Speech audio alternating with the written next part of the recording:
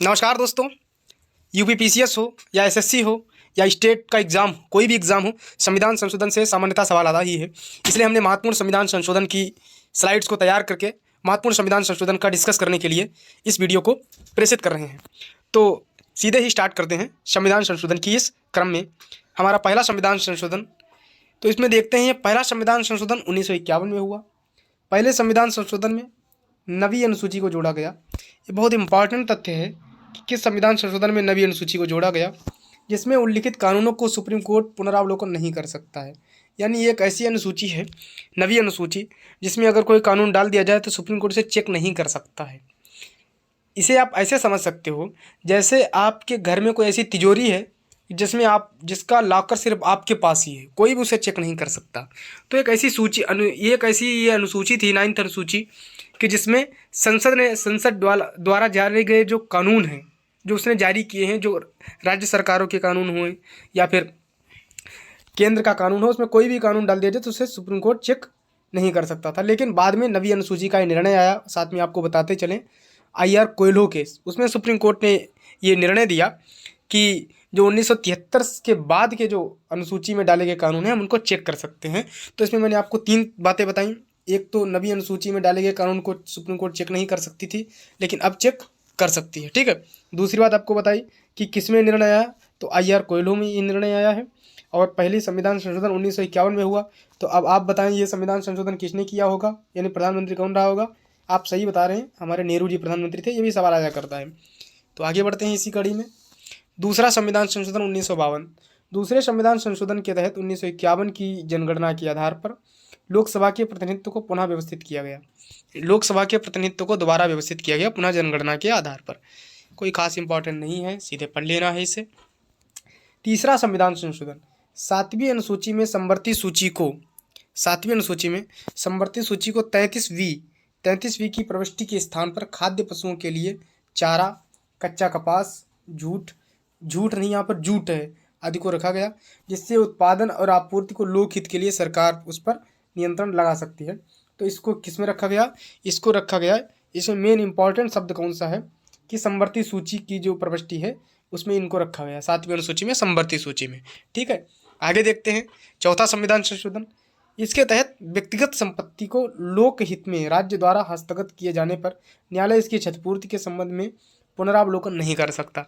यानी आपकी कोई पर्सनल संपत्ति है और वहाँ पर कोई रोड बन रहा है और रोड के लिए वो संपत्ति ले ली गई है, तो उस संपत्ति को जिस कानून के तहत लिया गया है, तो उस संपत्ति पर न्यायालय जो है पुनरावलोकन नहीं कर सकता, देख नहीं सकता। ठीक है, क्योंकि वो लोकहित के लिए लिया गया। ये चौथा संविधान संशोधन है। आगे देखते हैं पांचवा संविधान संशोधन। पांचवें संविधान संशोधन में राष्ट्रपति को ये शक्ति प्रदान की गई कि वे राज्य राज्यों के क्षेत्र सीमा और नाम को परिवर्तित करने के लिए प्रस्तावित केंद्रीय विधान पर अपने मत देने के लिए राज्य मंडलों से समय सीमा का निर्धारण कर सकता है। ठीक है, तो कुछ खास इंपॉर्टेंट नहीं है। इसके अंतर्गत छठा संविधान संशोधन, इसके अंतर्गत 7वीं अनुसूची में संघ सूची में परिवर्तन को अंतर राज्य बिक्री पर कुछ वस्तुओं पर केंद्र सरकार को टैक्स लगाने का अधिकार दिया गया। केंद्र सरकार को टैक्स लगाने का अधिकार दिया गया संघ सूची में परिवर्तित करके। ठीक है। फिर आगे देखते हैं 7वां संविधान संशोधन। 7वें संविधान संशोधन के तहत भाषाई आधार पर राज्यों के पुनर्गठन को मंजूरी दी गई। यानी भाषा के आधार पर राज्य बनाए जा सकते हैं, ऐसी मंजूरी दी गई। पहले ये माना जाता था कि भाषा के आधार पर अगर राज्यों का गठन होगा तो हमारा देश की जो एकता है, अखंडता है, वो टूट जाएगी। लेकिन 7वां संविधान संशोधन ने ये बात स्पष्ट कर दी कि भाषा के आधार पर राज्यों के पुनर्गठन कर सकते हैं। पहले से 3 श्रेणियों में राज्यों के वर्गीकरण को समाप्त करके राज्यों और केंद्र शासित प्रदेशों में विभाजित किया गया। इसके अलावा केंद्र एवं राज्य की विधान पालिकाओं में सीटों की पुनर्व्यवस्था भी की गई। ठीक है। आगे देखते हैं 8वां संविधान संशोधन। इसके तहत केंद्र एवं राज्यों के निम्न शब्दों में क्रमशः लोकसभा और विधानसभा में अनुसूचित जाति, अनुसूचित जनजाति एवं आंग्ल भारतीय समुदाय के आरक्षण संबंधी प्रावधानों को अगले 10 वर्ष तक बढ़ाया गया। ये ऐसे बहुत सारे अधिनियम हुआ करते हैं, ऐसे बहुत सारे संशोधन हुआ करते हैं जिनमें कोई भी प्रावधान अगर चला आ रहा है तो आगे 10 साल के लिए फिर बढ़ा देते हैं। तो वो ही 8वां संविधान संशोधन था। ठीक है। आगे देखते हैं 9वां संविधान संशोधन। इस संशोधन के तहत पहली अनुसूची में परिवर्तन करके भारत पाकिस्तान के बीच 1958 की संधि के अनुसार बेरुवारी और खुलना क्षेत्रों को पाकिस्तान को दे दिया गया। आपने एक केस सुना होगा बेरुवाड़ी यूनियन बात, बेरुवाड़ी बात ये था कि जैसे हमारे देश की सीमा है, ठीक है, अब मान लो भारत पाकिस्तान की सीमा इस टाइप से है, ऐसे करके, ठीक है। अब ये वाला क्षेत्र है, यहाँ पर पाकिस्तान भी अपनी आर्मी लगाता है, हम भी अपनी आर्मी लगाते हैं, ठीक है।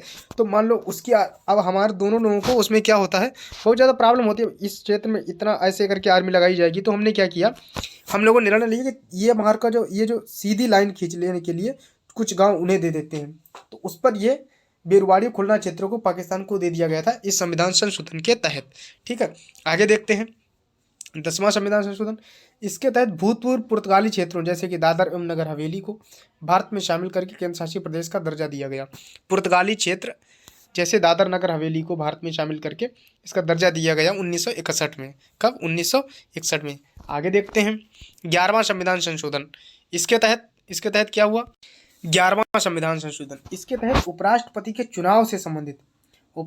चुनाव संबंधी प्रावधानों में परिवर्तन करने के लिए संसद के संयुक्त अधिवेशन को बुलाया और यही निर्धारित किया गया कि निर्वाचक मंडल में पदों की रिक्तता के आधार पर राष्ट्रपति और उपराष्ट्रपति के चुनाव को चुनौती नहीं दी जा सकती है। ये बहुत महत्वपूर्ण स्टेटमेंट है कि जैसे राष्ट्रपति उपराष्ट्रपति का जो निर्वाचक मंडल है, अगर उसमें से कुछ सदस्य नहीं है, कुछ रिक्तता है, तो ऐसा नहीं है कि फिर चुनाव हो गया तो कोई व्यक्ति उनके चुनाव को चुनौती दे दे कि नहीं कैसे हो गया, कुछ लोगों के पद खाली थे। तो 11वां संविधान संशोधन करके ये बात स्पष्ट कर दी गई। इसी कड़ी में अगला है 12वां संविधान संशोधन।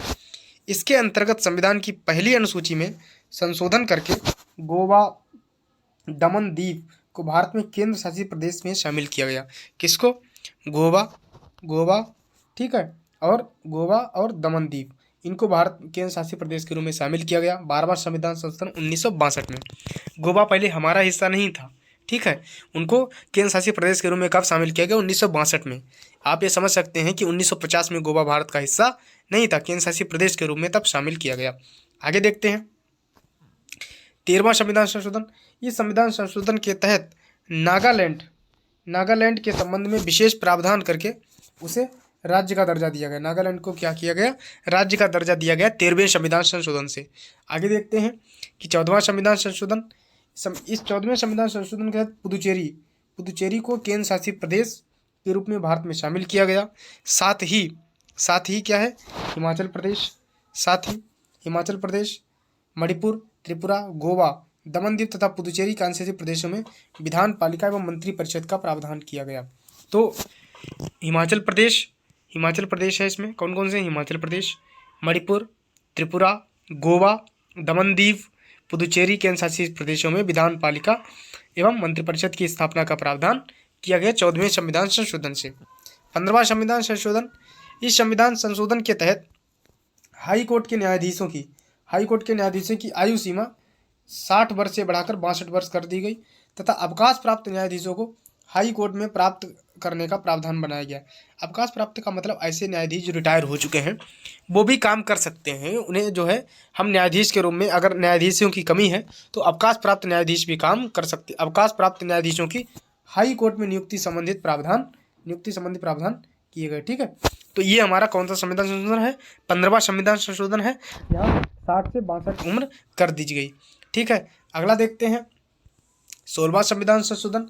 इस संविधान संशोधन के तहत देश की संप्रभुता एवं अखंडता के हित में मूल अधिकारों पर कुछ प्रतिबंध लगाने के प्रावधान किए गए।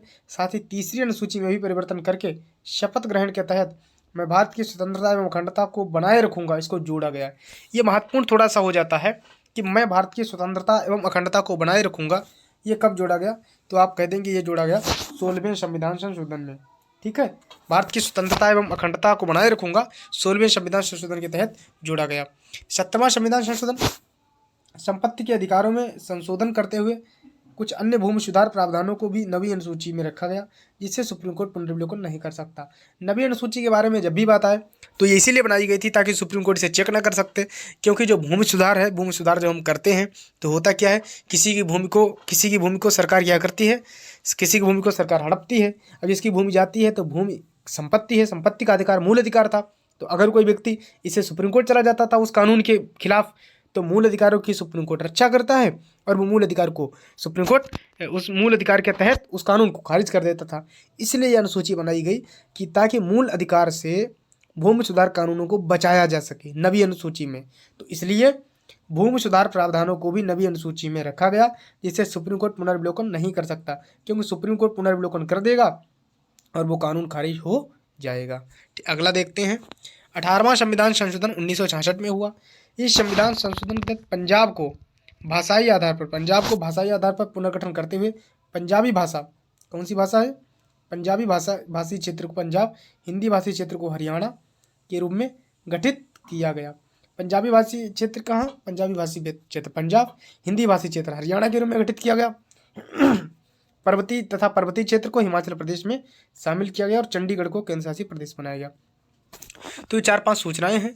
अब जैसे आप देखेंगे तो क्वेश्चन ये आता है कि हरियाणा का गठन वर्ष कब है, तो हरियाणा 1966 में बना। इसी प्रकार से आगे कुछ और राज्य दे देंगे, हरियाणा, सिक्किम, हिमाचल प्रदेश और दे देंगे इधर अरुणाचल प्रदेश, इनका क्रम लगाइए। तो इस तरीके से उसमें वहाँ पर काम आ सकता है कि हरियाणा 1966 में बना और पंजाब को भाषाई आधार पर पुनर्गठन करते हुए पंजाबी भाषी क्षेत्र को 1966 में ही पंजाब बनाया गया। ठीक है, हिमाचल प्रदेश को शामिल किया गया पर्वतीय क्षेत्र को, और चंडीगढ़ को केंद्र शासित प्रदेश बनाया गया। इसी प्रकार से 19वां संविधान संशोधन 19वां संविधान संशोधन में क्या है, 19वीं में इसके अंतर्गत चुनाव आयोग के अधिकारों में परिवर्तन किए गए एवं हाईकोर्ट को चुनाव याचिकाएं सुनने का अधिकार दिया गया, यानी हाईकोर्ट भी चुनाव याचिकाएं सुन सकता है, ऐसा अधिकार हाईकोर्ट को दिया गया। ठीक है, 19वें संविधान संशोधन से 20वें संविधान संशोधन, इसके अंतर्गत अनियमितता के आधार पर नियुक्त कुछ जिला न्यायाधीशों की नियुक्ति को वैध माना गया। अनियमितता के आधार पर नियुक्त कुछ जिला न्यायाधीशों को वैध माना गया। कुछ खास इंपॉर्टेंट हमारे लिए नहीं है, इन्हें सिर्फ पढ़ लेना है, एक निगाह से सिर्फ सुन लेना है, ये इंपॉर्टेंट है। 21वां संविधान संशोधन, हम कहेंगे कि अभी तक के जितने संविधान संशोधन आए उसमें पहला बहुत इंपॉर्टेंट था, 21वां इंपॉर्टेंट है, और बीच का इसमें पंजाब को बनाया गया वो इंपॉर्टेंट है, कब दमनदीप को शामिल किया गया वो इंपॉर्टेंट है। ठीक है, पुर्तगाल से हमने कब गोवा को लिया वो इंपॉर्टेंट है। तो ये 3-4 इंपॉर्टेंट बहुत ज़्यादा थे, उनको हम इंपॉर्टेंट मान सकते हैं। बाकी कुछ खास इंपॉर्टेंट नहीं, बस हमें उनको सुन लेना है, एक बार जान लेना है, उतने में ही ऑप्शन सही होने के चांस बन जाते हैं।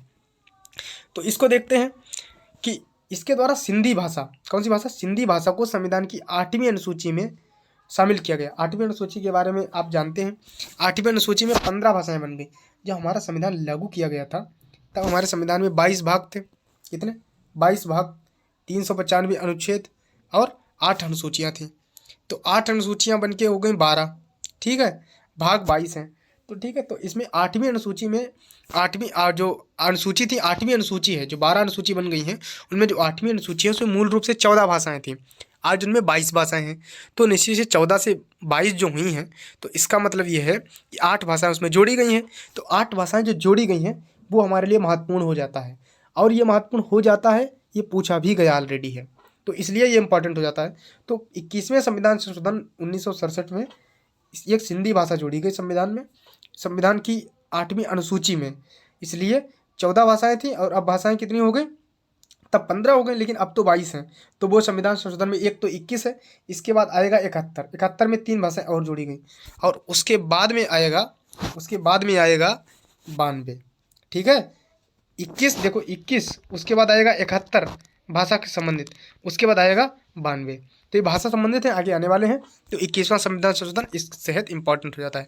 22वां संविधान संशोधन क्या है, 22वां संविधान संशोधन ये है कि असम से अलग करके मेघालय राज्य बनाया गया। असम से हमने अलग किया, मेघालय को राज्य बना दिया 22वें संविधान संशोधन के तहत। आप असम को देखें, मेघालय को देखें, तो ऐसा लगता है कि जैसे असम के नीचे लटका हुआ, जैसे बंदर होता है ना, तो बंदर के नीचे उसका बच्चा लटका रहता है, तो वैसे असम के नीचे मेघालय लटका हुआ है। आप देखिए नक्शे में जाके, बांग्लादेश के उत्तर में और असम के दक्षिण में मेघालय लटका हुआ है। तो असम से मेघालय को अलग किया गया कब, 22वें संविधान संशोधन के तहत। ठीक है, आगे देखते हैं 23वां संविधान संशोधन। इसके तहत विधान पालिकाओं में अनुसूचित जाति, अनुसूचित जनजाति के आरक्षण एवं अनुसूचित जाति के आरक्षण एवं आंग्ल भारतीयों को मनोनयन के लिए 10 वर्षों के लिए बढ़ाया गया। इसमें पहले 8वें संशोधन में किया गया था।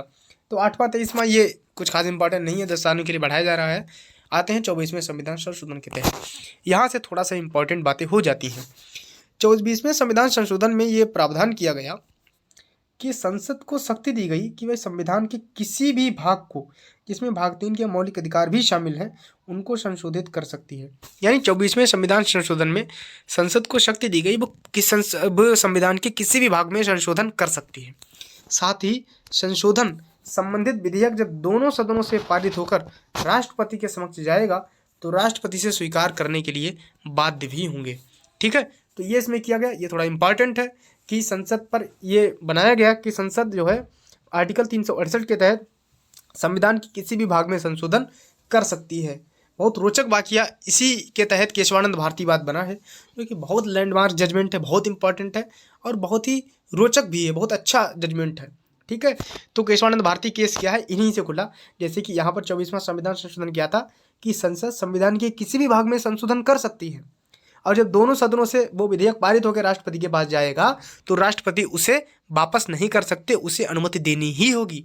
अब 25वां संविधान संशोधन, इस समय पर मिसेज गांधी, इंदिरा गांधी जी की गवर्नमेंट थी, वही प्रधानमंत्री थी। इस संविधान संशोधन के तहत संपत्ति के मूल अधिकारों में कटौती की गई। आर्टिकल 39B, आर्टिकल 39C में वर्णन किए गए नीति निर्देशक तत्वों को प्रभावित करने के लिए आर्टिकल 14, आर्टिकल 19, आर्टिकल 31 के उल्लंघन के आधार पर चुनौती नहीं दी जा सकती है। आप आर्टिकल 39B को देखें, उसमें यह लिखा हुआ है कि जो संसाधन है उनका राज्य वितरण करेगा सभी में, और किसी को संपत्ति का एकत्रीकरण करने का अधिकार नहीं होगा। कोई संपत्ति को एकत्रित नहीं कर सकता, राज्य संसाधनों का सब में वितरण करेगा। यानी वो समाजवाद का दर्शन है 39B और C में कि संसाधन पर जो है समाज का हक होगा, राज्य का हक होगा। ठीक है, तो नीति निर्देशक तत्वों को प्रभावित करने के लिए ये आर्टिकल 14 में क्या, समानता का अधिकार।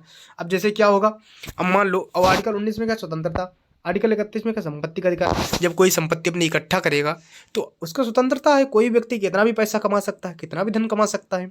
संपत्ति का अधिकार तब था ही, समानता का भी अधिकार सबको है, तो इसके तहत चुनौती नहीं दी जा सकती। नहीं तो कोई व्यक्ति सर्वोच्च न्यायालय में जाकर के उसे चुनौती दे सकता था कि नहीं ये तो ठीक नहीं है, तो इसलिए हमने उसको संविधान संशोधन ही कर दिया 25वें संविधान संशोधन के तहत। आगे देखते हैं 26वां संविधान संशोधन, यह भी बहुत महत्वपूर्ण है।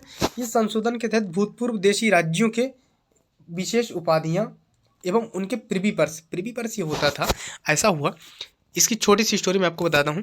जब हमारा देश आज़ाद हुआ तो हमारे देश में आपको पता है जैसे कि 562 रियासतें थीं, तो हमारे देश के जो नेता थे, नेतृत्व था, उन सब लोगों ने कहा कि आप लोग आइए, हम लोग मिलकर के संविधान बनाते हैं, और आपके यहाँ की भी जनता हमारे देश की जनता है और उसको वोटिंग राइट मिला हुआ है, सब कुछ है।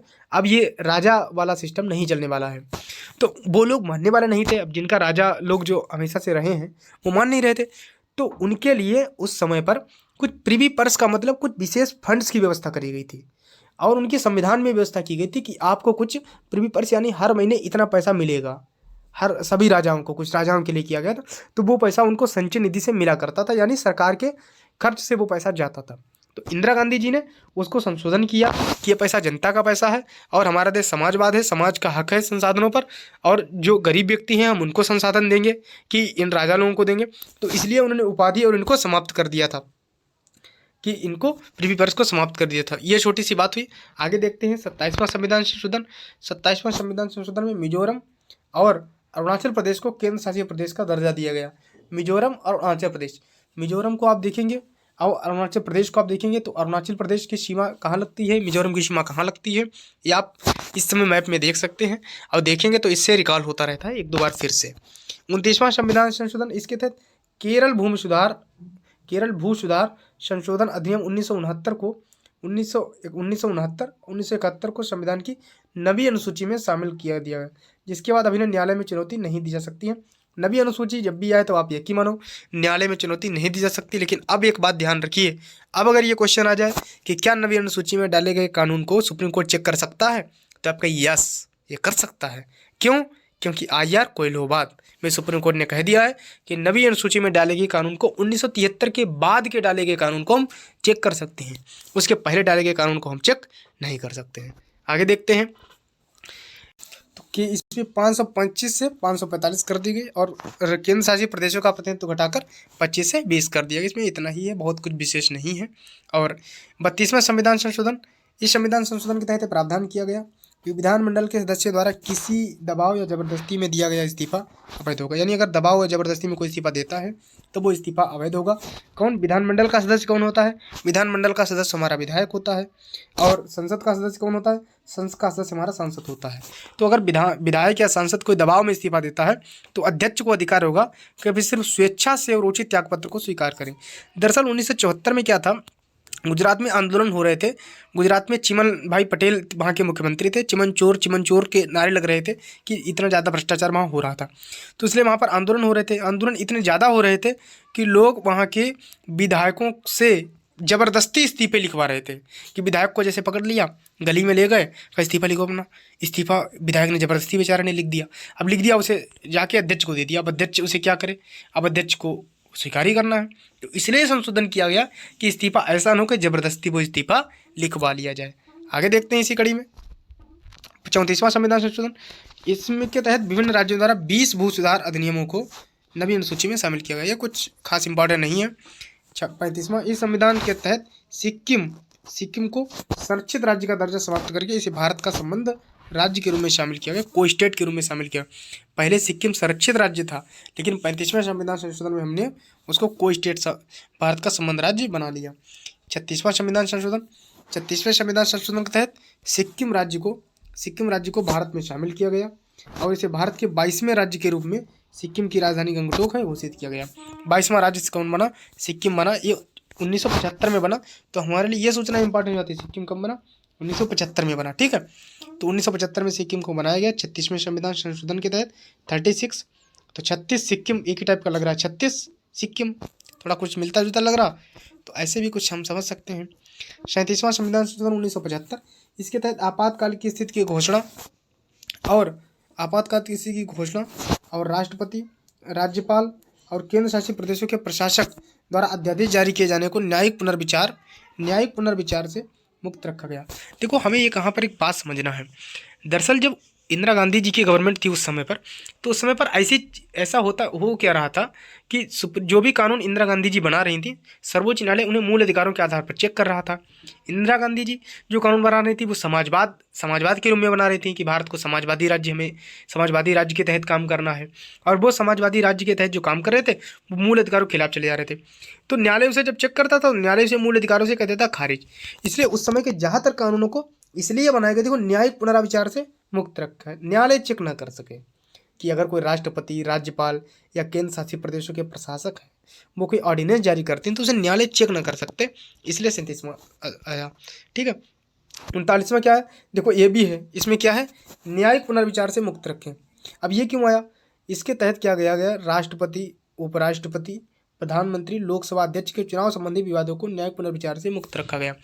इंदिरा गांधी जी जो थी वो उसमें हो गई डिसक्वालीफाई। वो अपने चुनाव के भ्रष्टाचार के तहत डिस्क्वालीफाई हो गई कि चुनाव में क्या था, चुनाव की जो आरपीए जो अपना जनप्रतिनिधित्व अधिनियम है उसके तहत वो डिस्क्वालीफाई हो गई। तो सुप्रीम कोर्ट ने डिस्क्वालीफाई उन्होंने कर दिया, हाई कोर्ट ने, इलाहाबाद हाई कोर्ट ने। तो इसलिए उन्होंने इसका ये अधिनियम बनाया था पहले ही कि ऐसे राष्ट्रपति, उपराष्ट्रपति, प्रधानमंत्री, लोकसभा अध्यक्ष के चुनाव संबंधी विवादों को न्यायालय चेक ही न कर सके। 39वां संविधान संशोधन है दोस्तों, इसके बारे में मैं कहूँ तो वेरी इंपॉर्टेंट है। तो 39वां संविधान संशोधन वेरी इंपॉर्टेंट है। ये देखते हैं, इस संशोधन के तहत राज्य लोक सेवा आयोग, स्टेट इलेक्शन कमीशन, जिसके तहत हमारा BCS आयोजित किया जाता है, सदस्यों की सेवा मुक्ति आयु अधिकतम 62 वर्ष कर दी गई और संघ लोक सेवा आयोग की अधिकतम आयु 65 वर्ष कर दी गई। यानी UPSC के सदस्य 65 वर्ष में रिटायर होंगे और राज्य के सदस्य 62 वर्ष में रिटायर होंगे। 41वां संविधान संशोधन के तहत किया गया। 42वां संविधान संशोधन दोस्तों, 42वां संविधान संशोधन अगर आप पूछेंगे तो मोस्ट इंपॉर्टेंट है, बहुत इंपॉर्टेंट है। पढ़ते हैं इसमें क्या है कि इस संविधान संशोधन के द्वारा संविधान में व्यापक परिवर्तन लाए गए। इसे लघु संविधान भी कहते हैं। ये संशोधन इंदिरा गांधी सरकार द्वारा किया गया था। इसमें मुख्य बिंदु शामिल थे। 42वें संविधान संशोधन के तहत संविधान में 10 मौलिक कर्तव्यों भाग 4 में आर्टिकल 51 का भी जोड़ा गया। बहुत इंपॉर्टेंट है। मूल अधिकार किस संशोधन में आए? तो 42वें संविधान संशोधन के तहत मूल अधिकार आए। संविधान को न्यायिक परीक्षण से मुक्त कर दिया गया। ठीक है, आगे देखते हैं कि लोकसभा और विधानसभा की अवधि को 5 वर्ष से घटाकर 6 वर्ष कर दिया गया। ठीक है, सभी विधानसभा लोकसभा की सीटों की संख्या को इस शताब्दी के अंत तक 1999 तक स्थिर रख दिया गया। संविधान की प्रस्तावना में समाजवादी, धर्मनिरपेक्ष, एकता, अखंडता शब्द जोड़े गए। ये बहुत इंपॉर्टेंट है, बहुत इंपॉर्टेंट है कि प्रस्तावना में ये शब्द कब जोड़े गए, कि संविधान संशोधन के तहत जोड़े गए। तो आप ऐसा आए तो टिक मार देना, कौन से 42, कौन सा 42 संविधान की प्रस्तावना में समाजवादी, धर्मनिरपेक्ष और एकता अखंडता शब्द जोड़े गए। कब कब जोड़े गए, कब जोड़े गए, ये जोड़े गए हैं 42वें संविधान संशोधन के तहत। मौलिक कर्तव्य कब जोड़े गए, 42वें संविधान संशोधन के तहत। ठीक है, इस समय पहली बार अभी तक एकमात्र ही भारतीय संविधान की प्रस्तावना में संशोधन किया गया। अभी तक एक ही बार संविधान की प्रस्तावना में संशोधन हुआ है। सभी नीति निर्देशक तत्वों को मूल अधिकारों पर सर्वोच्चता सुनिश्चित की गई। इस संशोधन में यह भी निर्धारित किया गया किसी भी केंद्रीय कानून की वैधता के लिए सुप्रीम कोर्ट और हर राज्य की कानून की वैधता को हाई कोर्ट ही परीक्षण कर सकता है। ठीक है, कि किसी भी केंद्रीय कानून की वैधता के लिए सुप्रीम कोर्ट और राज्य के कानून की वैधता को हाई कोर्ट ही परीक्षण कर सकता है। जैसे क्या होता है, जैसे मान लो केंद्र ने कोई कानून बनाया, ठीक है, और उसको मान लो राज्य का हाई कोर्ट कोई उसे देखे, तो उन्होंने कहा हाई कोर्ट नहीं देख सकता, ऐसा उन्होंने संशोधन किया। साथ ही यह भी निर्धारित किया गया कि किसी संवैधानिक वैधता के प्रश्न पर 5 से अधिक न्यायाधीशों की बेंच द्वारा 2/3 बहुमत से निर्णय होना चाहिए, और यदि संख्या 5 तक हो तो सर्वसम्मति से होना चाहिए। 5 से अधिक न्यायाधीशों की बेंच द्वारा 2/3 बहुमत, 5 तक हो तो सर्वसम्मति से होना चाहिए। यानी न्यायपालिका पर दबाव बनाने का प्रयास था कि न्यायपालिका हमारे खिलाफ निर्णय न करे। ठीक है, 42वें संविधान संशोधन में ये देखो बहुत इंपॉर्टेंट है, कौन कौन से हैं, वन, संपदा, शिक्षा, जनसंख्या नियंत्रण आदि विषयों को राज्य सूची से कहाँ भेज दिया हमने, राज्य सूची से समवर्ती सूची में। कब भेज दिया, राज्य सूची से समवर्ती सूची में, वन, संपदा, शिक्षा, जनसंख्या नियंत्रण। ठीक है, इस संशोधन में यह भी निर्धारित किया गया कि राष्ट्रपति मंत्रिपरिषद में प्रधानमंत्री की सलाह के अनुसार काम करेगा।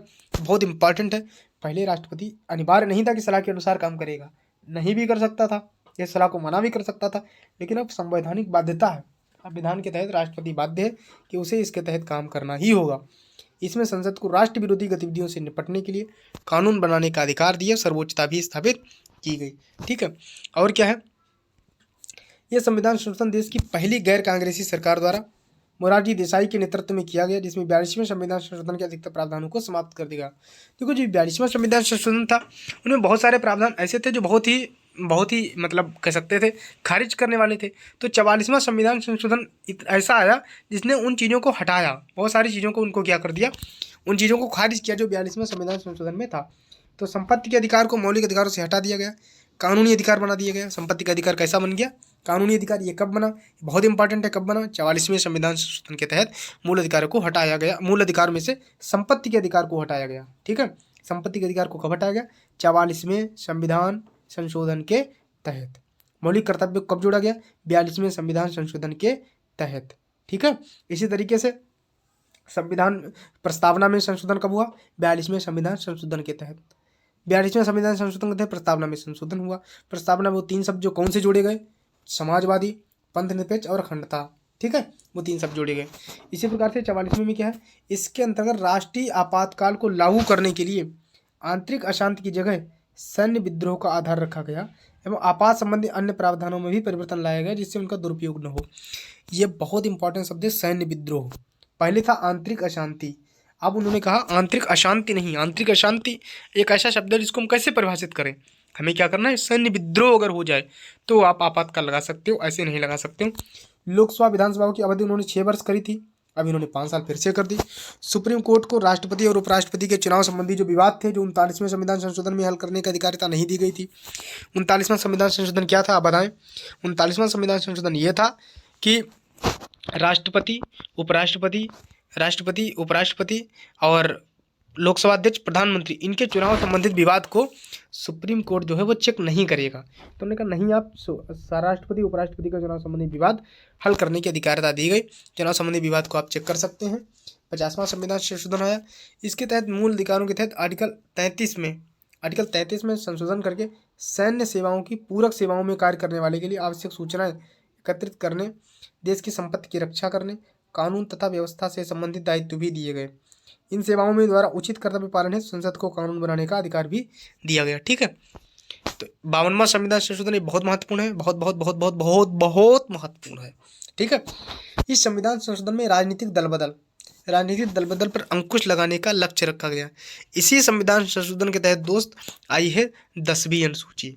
प्रधानमंत्री यहाँ पर कौन थे? राजीव गांधी जी थे। तो 10वीं अनुसूची को कौन लाया? राजीव गांधी जी लाया। ठीक है, जिसके तहत संसद और विधानमंडल के सदस्यों को अयोग्य घोषित कर दिया जाएगा। ठीक है, जिन्होंने अपने दल को छोड़ा, जिनके चुनाव चिन्ह पर वो चुने गए थे। मतलब ऐसे दल को अगर आपने छोड़ा है जिसके चुनाव चिन्ह पर आप चुने गए हैं तो आपको अवैध कर दिया जाएगा। ठीक है, लेकिन किसी राजनीतिक दल की संसदीय पार्टी के 1/3 सदस्य अपना दल बनाना चाहते हैं तो वह अयोग्य नहीं होंगे।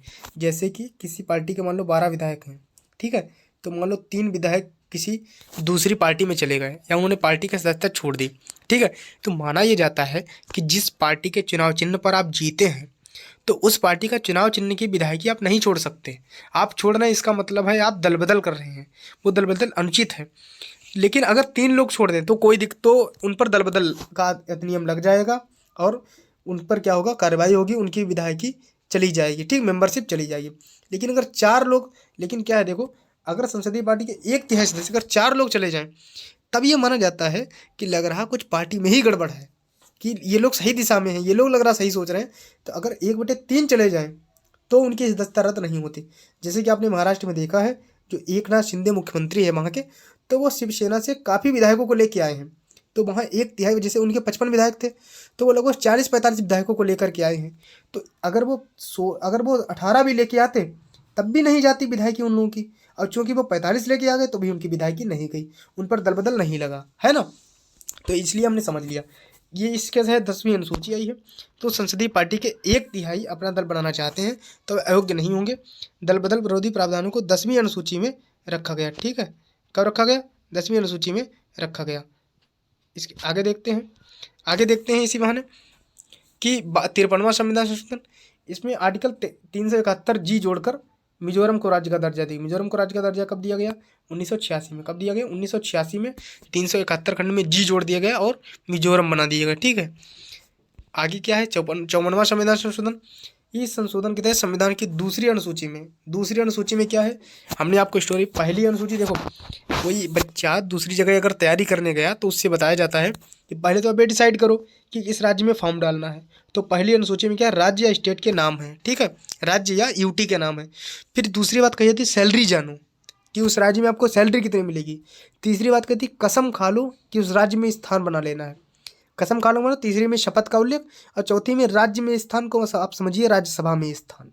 ठीक है, तो इसमें दूसरी अनुसूची में किसका है? शपथ। दूसरी अनुसूची में किसका? कसम खा लो। तो दूसरी अनुसूची भाग डी में संशोधन करके न्यायाधीशों के, दूसरी अनुसूची में वेतन है, तीसरे में शपथ। तो दूसरी अनुसूची में संशोधन करके न्यायाधीशों के वेतन में वृद्धि करने का अधिकार किसको दिया गया? संसद को दिया गया। 55वां संविधान संशोधन क्या? अरुणाचल प्रदेश को राज्य का दर्जा दिया गया। अरुणाचल प्रदेश राज्य कब बना?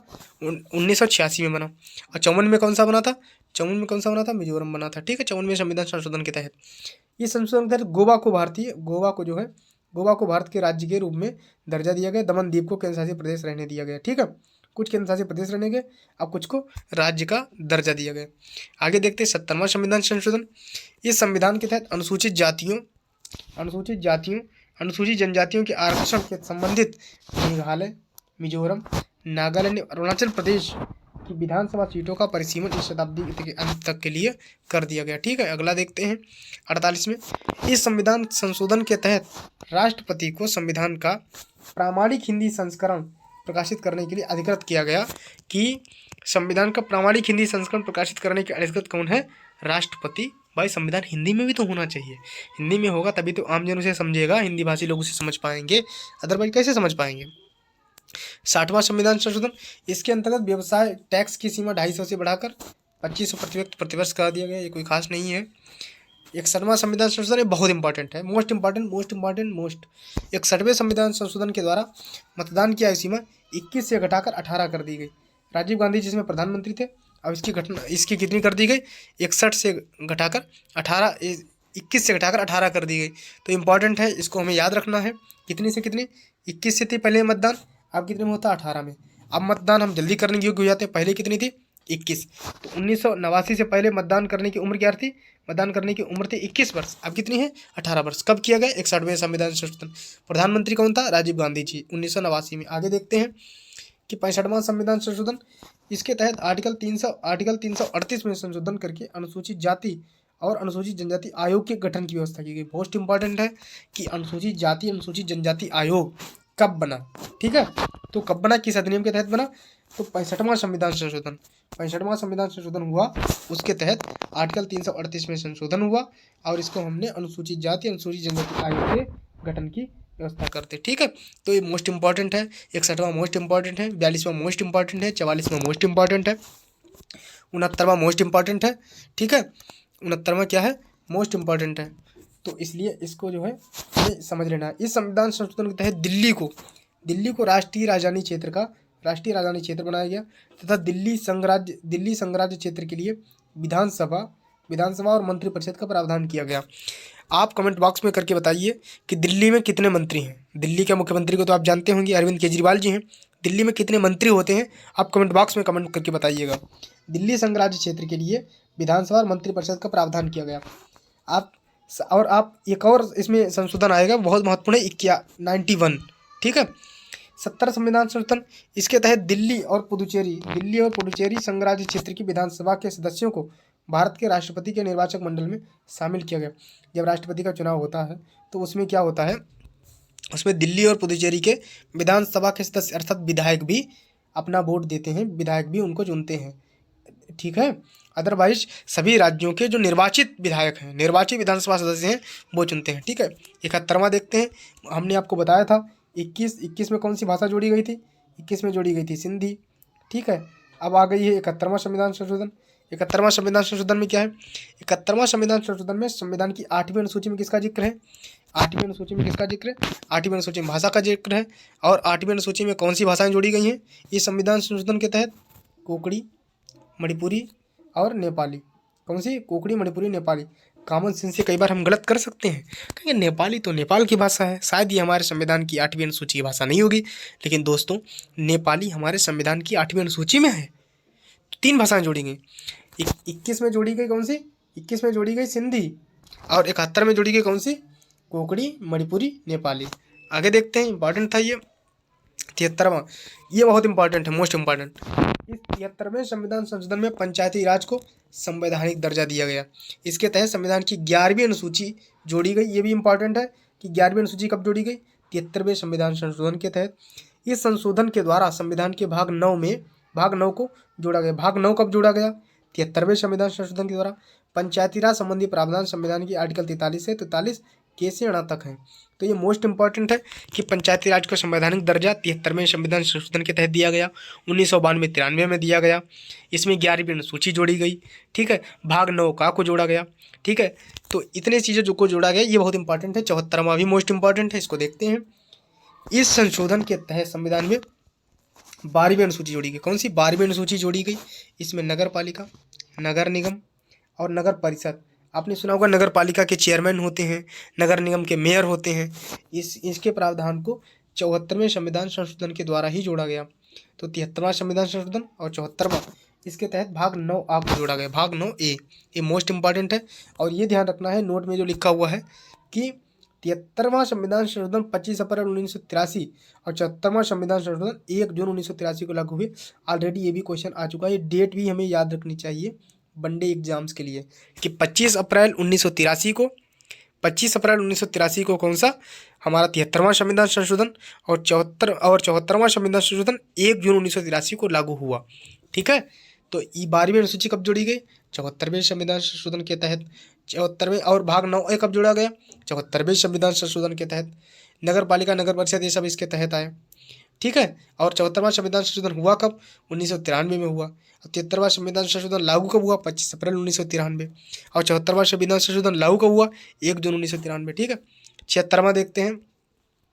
इस संशोधन अधिनियम के तहत तमिलनाडु सरकार द्वारा पिछड़े वर्गों के लिए किए गए सरकारी नौकरियों में 69% आरक्षण वाले उपबंध को 9वीं अनुसूची में शामिल कर देगा। हमने आपको बताया 9वीं अनुसूची का मतलब ऐसी जगह रख दो कोई चेक ही ना कर पाए, ठीक है। और 78वां संविधान संशोधन 1995, इसमें राज्यों द्वारा पारित 27 भूमि सुधार अधिनियम को हमने कहाँ डाल दिया, 9वीं अनुसूची। तो 9वीं अनुसूची का यही प्रावधान आपको याद रखना है कि उसको सुप्रीम कोर्ट चेक न कर पाए। तो और इस प्रकार अनुसूची में डाले गए संख्या 284 अधिनियम हो गए। कितने, 284 अधिनियम हो गए थे 1995 में। आगे देखते हैं 79वां संविधान संशोधन। इसके तहत अनुसूचित जाति और अनुसूचित जाति अनुसूचित जनजाति के लिए आरक्षण की अवधि 25 जनवरी 2010 तक के लिए बढ़ा दी गई। इसके अलावा इस संशोधन के माध्यम से ये व्यवस्था की गई कि राज्यों को प्रत्यक्ष केंद्रीय कर से प्राप्त कुल धनराशि का 29% हिस्सा प्राप्त होगा। खास इंपॉर्टेंट नहीं है। 82वां संविधान संशोधन। इस संशोधन के द्वारा राज्यों को सरकारी नौकरियों में आरक्षित स्थानों की भर्ती हेतु प्रोन्नत के मामलों में अनुसूचित जातियों अनुसूचित जनजातियों की अभ्यर्थियों के लिए न्यूनतम प्राप्तांक में छूट देने की अनुमति दी गई कि राज्य भी उन्हें छूट दे सकते हैं कि उन्हें आरक्षण मिले। तो ये हमारा 82वां संविधान संशोधन था। 83वां संविधान संशोधन में देखते हैं। इस संशोधन के तहत पंचायती राज संस्थाओं में अनुसूचित जाति के लिए आरक्षण का प्रावधान न करने की छूट दी गई।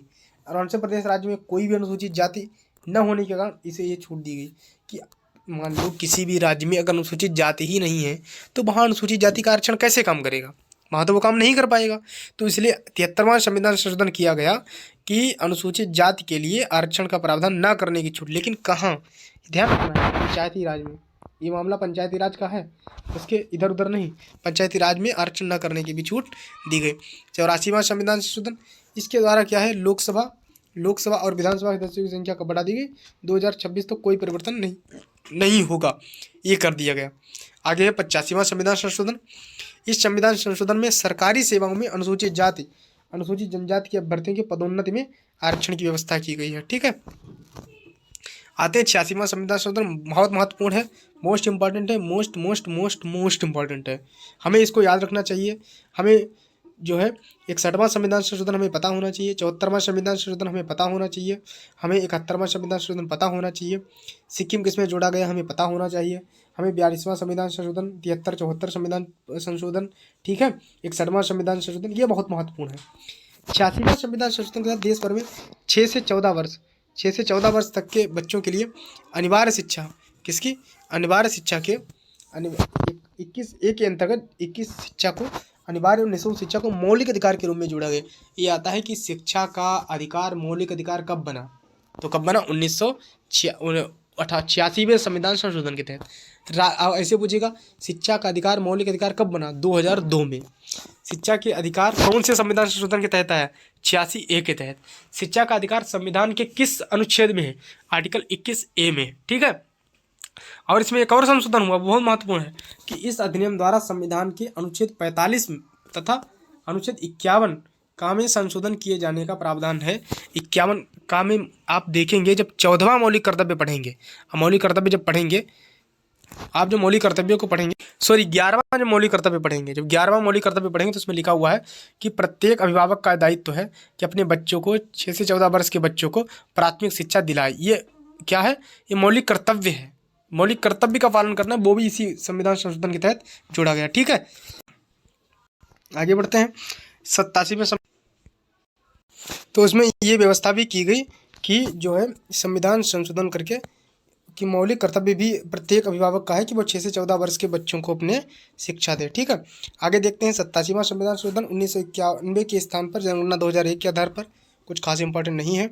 88वां संविधान संशोधन इंपॉर्टेंट है। इसमें सेवाओं पर टैक्स लगाया गया। कब, सेवाओं पर टैक्स लगाया गया। अब इसके बाद में GST का थोड़ा इंपॉर्टेंट हो जाता है। 89वां संविधान संशोधन। अनुसूचित जनजातियों के लिए अलग से राष्ट्रीय आयोग बनाया गया। ये इंपॉर्टेंट है, अनुसूचित जनजातियों के अलग से राष्ट्रीय आयोग। ठीक है, नेशनल कमीशन फॉर ST। ठीक है, नेशनल कमीशन फॉर ST बनाया गया। ठीक है, तो इंपॉर्टेंट है। 90वां संविधान संशोधन। इसके तहत असम विधानसभा में अनुसूचित जनजातियों और गैर अनुसूचित जनजातियों का प्रतिनिधित्व बरकरार रखते हुए बोडोलैंड टेरिटोरियल काउंसिल क्षेत्र गैर जनजाति के लोगों के अधिकारों की सुरक्षा का प्रावधान किया गया। आगे देखते हैं 91वां संविधान संशोधन, मोस्ट इंपॉर्टेंट है। इसके तहत क्या किया गया, 91वें संविधान संशोधन से केंद्र और राज्य में मंत्रिपरिषद के सदस्यों की संख्या क्रमशः लोकसभा और विधानसभा की कुल संख्या का 15% से अधिक नहीं होगी। ये प्रावधान किया गया। जहां सदन की संख्या 40 है वहां अधिकतम 12 होगी। ये दोनों तथ्य बहुत इंपॉर्टेंट है कि अगर कहीं भी विधायक 40 हैं तो वहां पर अधिकतम 12 मंत्री हो सकते हैं। जैसे कि गोवा में 40 विधायक हैं, अगर उनका 15% मंत्री रखे गए मान लो, तो अब तो 6 मंत्री हुए।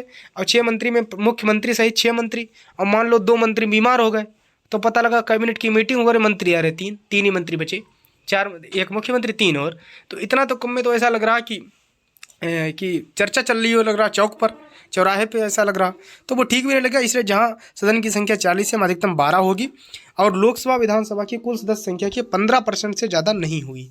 तो 15 ये कब किया गया? 91वें संविधान संशोधन में किया गया।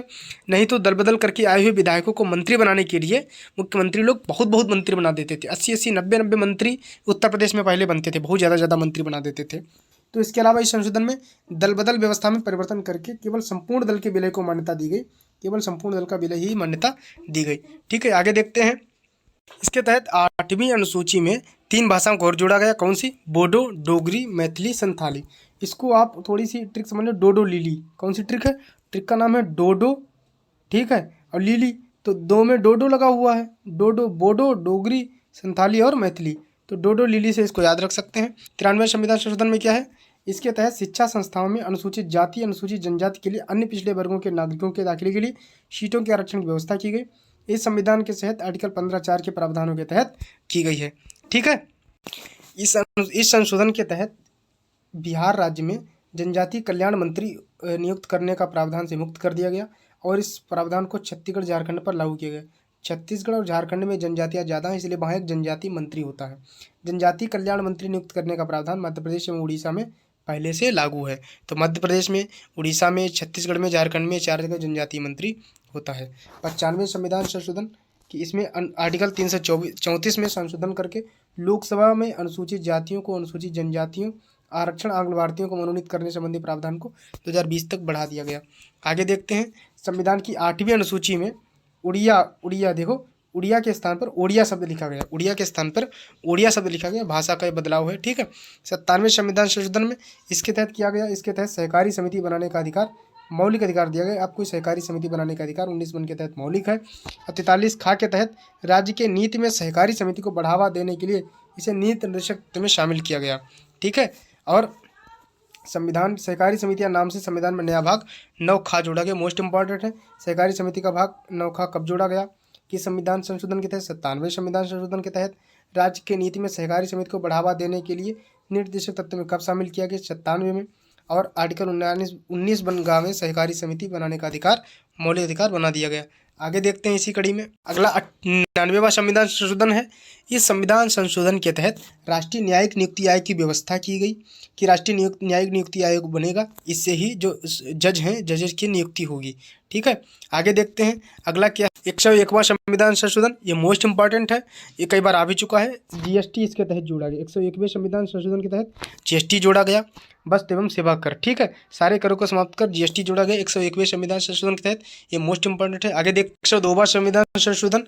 इस संविधान संशोधन के तहत आर्टिकल 333(ख) में जोड़ा गया, जिसके तहत राष्ट्रीय पिछड़ा वर्ग आयोग को संवैधानिक दर्जा दिया गया, यानी national commission for OBC, national commission for backward classes. ठीक है, इसको क्या किया गया? संवैधानिक दर्जा दिया गया। आगे देखते हैं 103वां संविधान संशोधन। इस संविधान संशोधन के द्वारा ईडब्ल्यूएस कौन? इसके 103वें संविधान संशोधन के तहत जो ईडब्ल्यूएस उनको 10% आरक्षण की व्यवस्था की गई। ईडब्ल्यूएस में इकोनॉमिक वीकर सेक्शन, उनको 10% आरक्षण कब दिया गया? 103वें संविधान संशोधन से। ये बहुत महत्वपूर्ण है, ये आता रहता है, इसलिए इसको हमें ध्यान रखना है। ठीक है। आगे देख तो 104वें संविधान संशोधन को देखते हैं। इसमें लोकसभा और विधानसभा में अनुसूचित जाति, अनुसूचित जनजाति वर्ग के लिए आरक्षण को 10 वर्ष यानी 2030 तक बढ़ा दिया गया। और लोकसभा में जो आंग्ल भारतीय, एंग्लो इंडियन जो नियुक्त होते थे, एंग्लो इंडियन को जो मनोनीत किया जाता था, क्या किया जाता था? उनको मनोनीत किया जाता था, उनको मनोनयन हटा दिया गया है। ये प्रावधान अब नहीं, तो ये प्रावधान अब हमारे संविधान में संशोधन में नहीं है। तो ये संविधान संशोधन के महत्वपूर्ण संशोधन थे। आज तक के जितने महत्वपूर्ण संशोधन हुए हमने उन पर चर्चा की, हाईलाइट भी कर दिया कौन से संविधान संशोधन और ज़्यादा महत्वपूर्ण है। इसीलिए ताकि आपके एग्जाम के दृष्टिकोण से और ज़्यादा महत्वपूर्ण संशोधन को हाईलाइट कर सके, आप समझ सके कौन परीक्षा की दृष्टि से ज़्यादा महत्वपूर्ण है, ज़्यादा आते रहते हैं, इसलिए उन पर हाईलाइट करना बहुत ज़रूरी था। आप इस वीडियो को रिवाइज़ कर लीजिएगा, जहाँ पर आपको लगे कुछ ज़्यादा इंपॉर्टेंट नहीं है आप उनको आगे बढ़ा दीजिएगा। अगर आपको लगता है वीडियो अच्छा है, बेहतर है, तो आप इसको शेयर कीजिएगा, कमेंट बॉक्स में कमेंट करके हमें ज़रूर बताइएगा। अगर कोई कमी है तो आप सुझाव दीजिएगा, आपके सुझाव का स्वागत है और उम्मीद करते हैं आप ज़रूर हमें बताएंगे। और मिलते हैं किसी नए वीडियो में, किसी नए वीडियो के साथ, और बहुत बहुत शुभकामनाओं के साथ में। धन्यवाद।